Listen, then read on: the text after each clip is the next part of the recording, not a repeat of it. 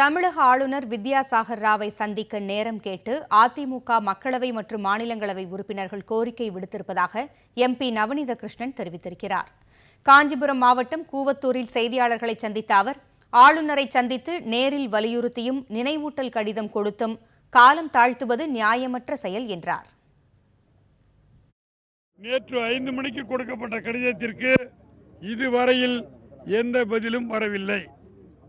எனவே இன்று ஒரு நினைவூட்டல் கடிதம் திரு எடப்பாடி பழனிசாமி அவர்கள் அனுப்பியுள்ளார்கள். அதனைத் தொடர்ந்து அண்ணா திராவிட முன்னேற்ற கழகத்தைச் சேர்ந்த பாராளுமன்ற உறுப்பினர்கள், மக்களவை மாநிலங்களவை 2 அவைகளைச் சேர்ந்த பாராளுமன்ற உறுப்பினர்களும் திரு மேதகு ஆளுநர் அவர்களை சந்திப்பதற்கு ஏற்பாடு செய்து கொண்டிருக்கின்றோம். மேதகு ஆளுநர் அவர்களிடம்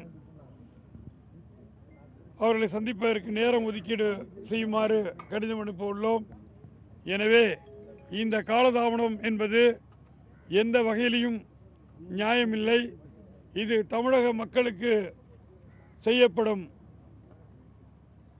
அநீதியாகும்.